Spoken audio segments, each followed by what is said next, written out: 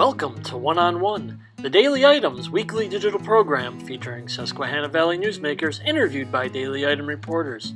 Today's guest is outgoing Daily Item publisher frank-leto, interviewed by editor Dennis-Lyons.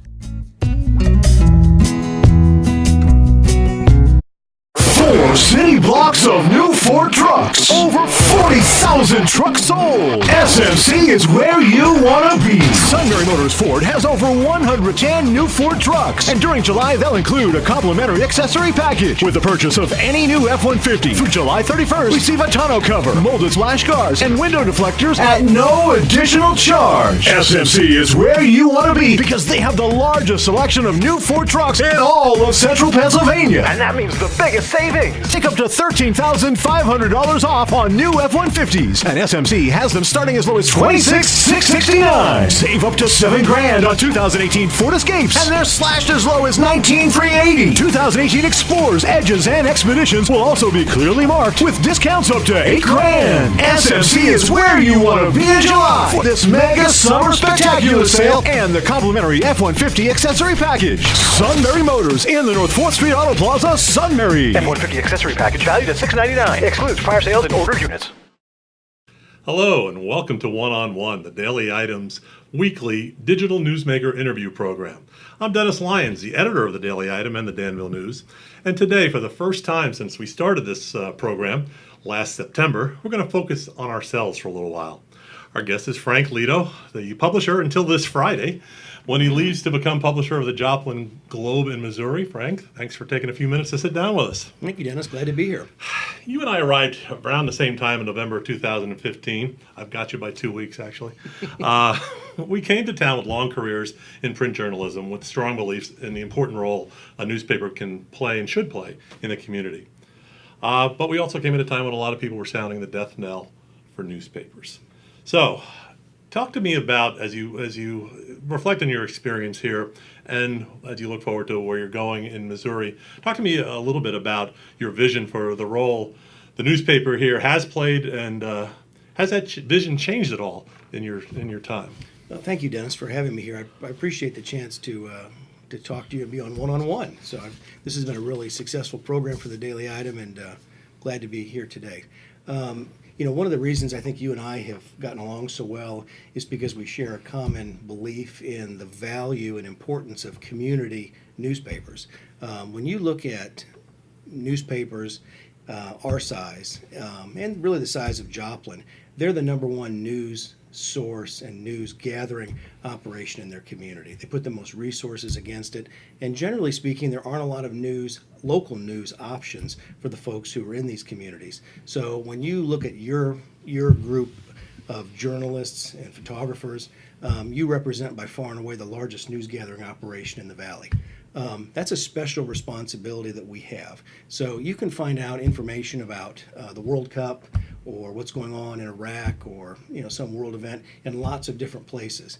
But if you want to focus on our local counties, our local communities, local sports, we are that number one source and the best source to do that, the largest source to do that. And I think that gives us a special responsibility. Do you see that as a long-term thing for community newspapers, and maybe community newspapers actually have a little bit brighter future than maybe some metro papers might? Absolutely. I think because there are simply fewer news gathering operations, there's less competition for that. As long as people care about their communities, as long as folks are interested in what's happening in their school districts, local governments, local sports, we'll play a vital role in that information. One of the things that comes up periodically, people will ask me, what do you worry about? Are you afraid of competition or the internet? And I think I've said to you before, I worry about apathy. When citizens in a community don't know their neighbors, don't vote, don't pay attention to local school issues, don't pay attention to local government issues, and they just aren't connected or engaged in their communities, that's what puts us in danger. I'll tell you what, when people ask me what the competition is, I often add the element of time.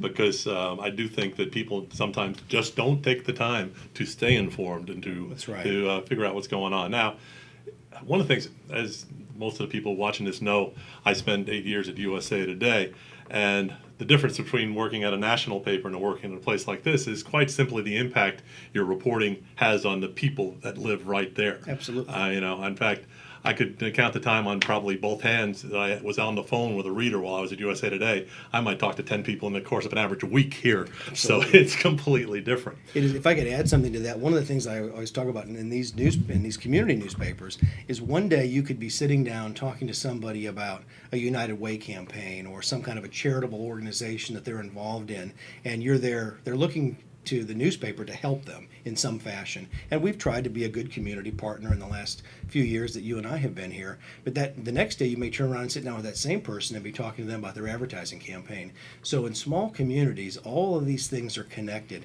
And it's really important, in my view, for myself as the publisher of the newspaper to be involved in the community, to be visible in the community, and to try and support the things that are important to our customers and to our readers. Yeah, I remember we were at the talking to, I guess, the Sunbury Kiwanis when we were first both here, and you had done your spiel first, and then I got up and somebody asked me what the publisher does, and I said pretty much anything he damn well feels like. But, that is the benefit of my job. Thank you, Dennis. But you've done a lot of work, and tell me, I know you've been involved with the early childhood learning program, and I know you've been involved with the United Way and other ways. Tell me a little bit about that and why you have felt that so important.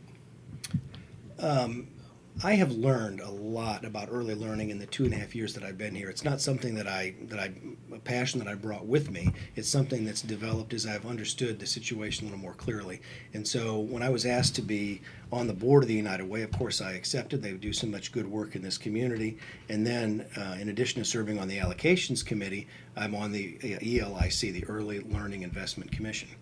And when you look at the investment that a community can make in a child from the time they are born up until the time they go to kindergarten, for example, and then from kindergarten to third grade, that investment in preparing them to learn is absolutely critical, and making sure that they are they know their numbers, they know their letters, they can use the restroom themselves, that they can speak. I mean, you don't understand the importance. I don't mean you, but most people don't understand the importance of that investment when that child is very small, when their brain literally is a sponge. And so you can talk to people, even very well educated people, who don't think about the value of reading or singing or talking to a child and helping them grow their vocabulary, so when it comes time to go to kindergarten or first and second grade, they enter that school system so much further ahead and better prepared to learn.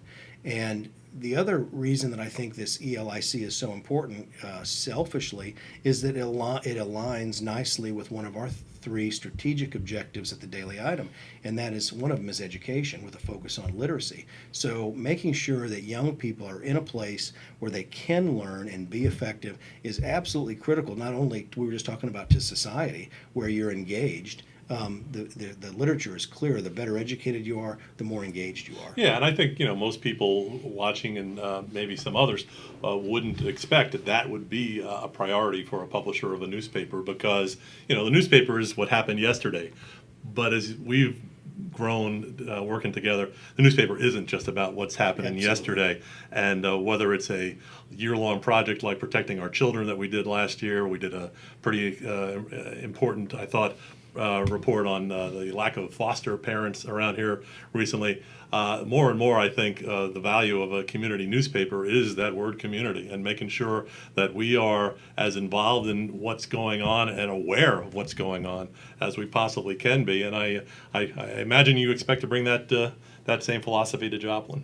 Absolutely. I think when I came here from New Mexico, we had spent a lot of time in the community, built a lot of good relationships, tried to figure out where the priorities were in this community. One of the things that changed here that, at least speaking for myself, kind of caught me by surprise was the opioid crisis. Yeah. Didn't really see that coming. And to your point about it being a long-term play, and all the good work that your newsroom has done to bring attention to the issue, and the United Way and other community organizations that care about this, or trying to bring awareness to it, to try and help folks deal with the addiction, and also help folks understand that this is probably a generational problem, that this is not going to go away tomorrow, and that it's going to need a consistent and persistent effort to try and change it. So in answer to your question, absolutely, we'll try to get involved in what's important in the community, and that starts with listening to what people think is important.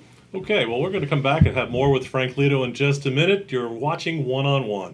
4 city blocks of new Ford trucks. Over 40,000 trucks sold. SMC is where you want to be. Sunbury Motors Ford has over 110 new Ford trucks. And during July, they'll include a complimentary accessory package. With the purchase of any new F-150 through July 31st, receive a tonneau cover, molded splash guards, and window deflectors at no additional charge. SMC is where you want to be because they have the largest selection of new Ford trucks in all of central Pennsylvania. And that means the biggest savings. Take up to $13,500 off on new F-150s. And SMC has them starting as low as $26,669. Save up to $7,000 on 2018 Ford Escapes. And they're slashed as low as $19,380. 2018 Explorers, Edges, and Expeditions will also be clearly marked with discounts up to $8,000. SMC is where you want to be in July for this mega summer spectacular sale and the complimentary F-150 accessory package. Sunbury Motors in the North 4th Street Auto Plaza, Sunbury. F-150 accessory package valued at $699. Excludes prior sales and older units.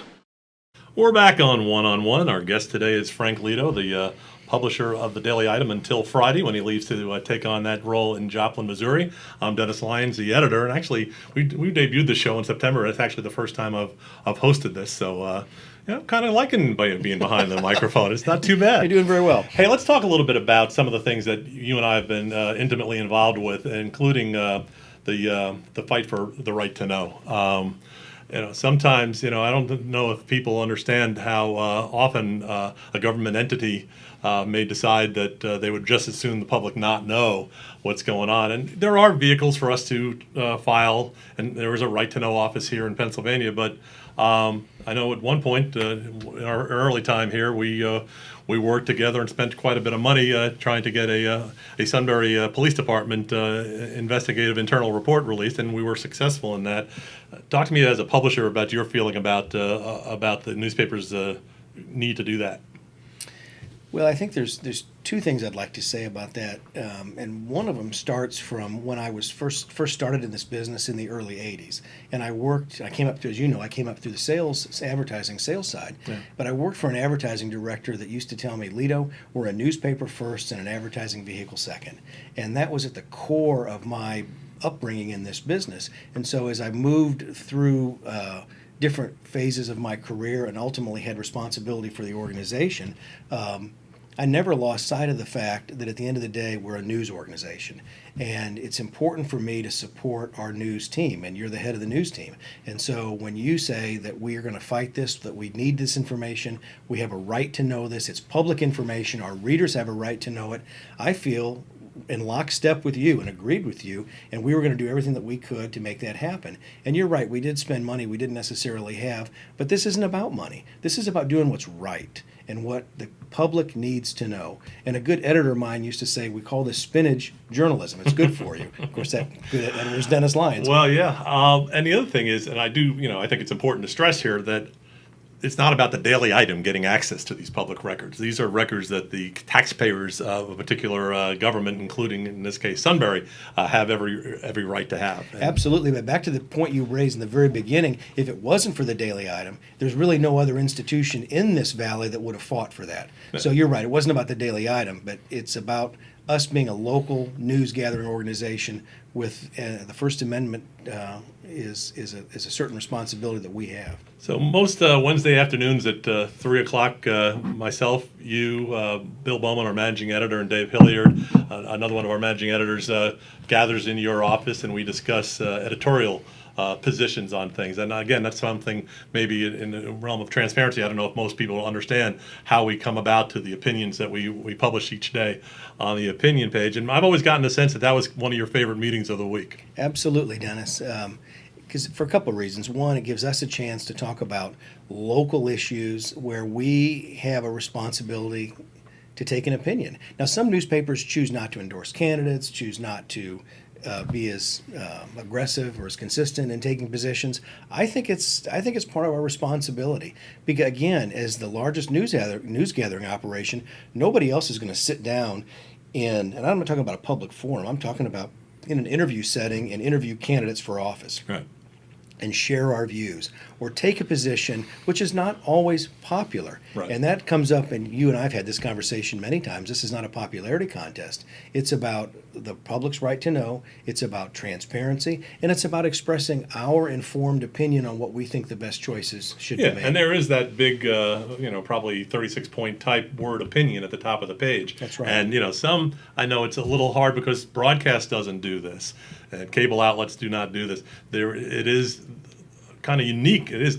I just used a modifier before the word unique. Shame on me. It is unique to newspapers that we express an opinion on issues of the day, and the vast majority of the issues are local or state issues, and we make sure every once in a while we will comment on a national or world issue, but the vast majority of our editorials are on local issues, and I think it's valuable. We're not trying to tell anybody what to think or who to vote for. We're just giving them our educated opinion. You mentioned before how people necessarily don't always take the time to be informed. Well, I think what a newspaper should do. I think you would agree with this is try to provide that education, try to provide the information that people need to make an intelligent decision. I think that's right. And again, very few organizations in a small community like this will sit down and really talk to as many candidates as we do. And I certainly hope that's something the Daily Item continues to do. Well, yeah, and in fact, as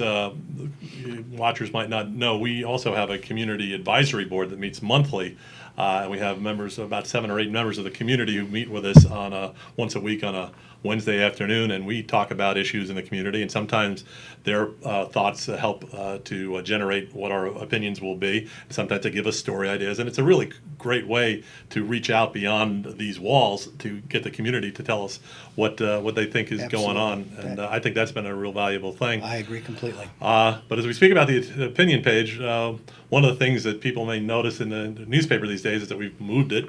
It's in the B section of the newspaper, and there's a reason for that. We've been experiencing issues involving the tariffs on Canadian mills and the importing of newsprint, and I know that this has been tough for both of us. And although we I think handled it as well as we could, neither one of us wanted to be in a situation where we were actually taking pages out of the newspaper. But no, of course not. Where do you see that going? I think from our discussion, you don't think this is going to end anytime soon. I don't, and I don't have any special knowledge, but we are planning as an organization, as a business, that this will continue through 2018. Now, we've done a good job, I think, as a management team, which includes our production and sales and other folks, in addition to Dennis and myself, in trying to plan for what we know are going to be reductions. For example, one of our suppliers basically told us in the last couple of weeks, don't send us any orders for August because we're not going to fulfill them. So that means one of our suppliers, who actually supplies 2/3 of our newsprint, is taking no orders for an entire month. Now, we have a supply. We've tried to manage our supply of newsprint so we can get through this, but we have to assume that we're going to operate in a fixed universe of inventory, and that means that we can only have so many pages going forward.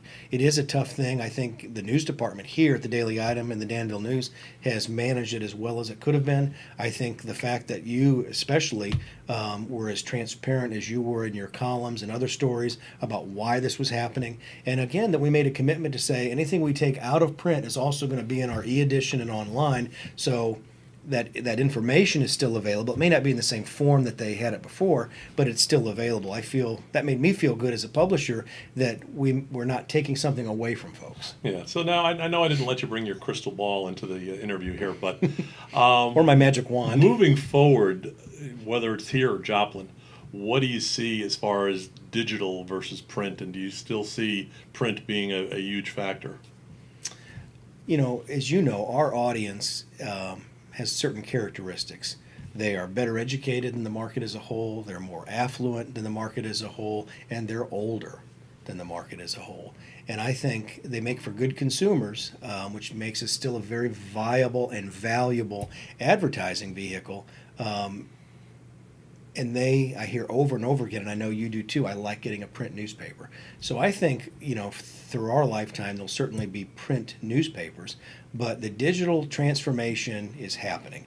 And we decided a long time ago that if the market is telling us they want to receive more information on their computer, on their phones, on their tablets, that's what the market is telling us, and we have to satisfy that. So we have a bigger digital audience today than we do in print. I don't see that changing anytime soon, but I also don't see print newspapers going away. Okay, we've got about a minute to go here, Frank.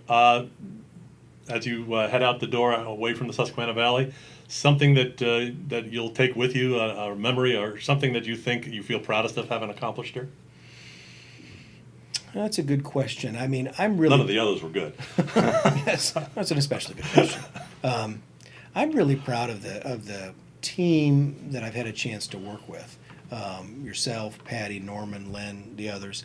A really experienced group of folks who care about our business. They care about the community that they live in. They care about the customers that they serve. They care about our readers. And I think at the end of the day, part of my job is to say, is the institution a little bit better after you were here? And then I'm sure Fred will say, I want to make the institution better at the end of his tenure. So I can say, I think with confidence, that we're in a better place today than we were 2.5 years ago.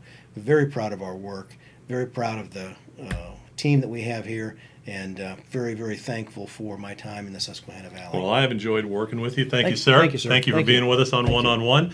When our new publisher, Fred Scheller, gets settled in, we'll do another interview program with him in that hot seat. Wasn't all that hot, though, actually. Yeah, very conversational. And we enjoy the fact that we get to do this, and we hope you'll come back next week for another edition of One-on-One. Thank you, Frank-Leto. Thank you, Dennis-Lyons. Thank you for watching One-on-One. We hope you will join us this coming Thursday at noon for a new installment.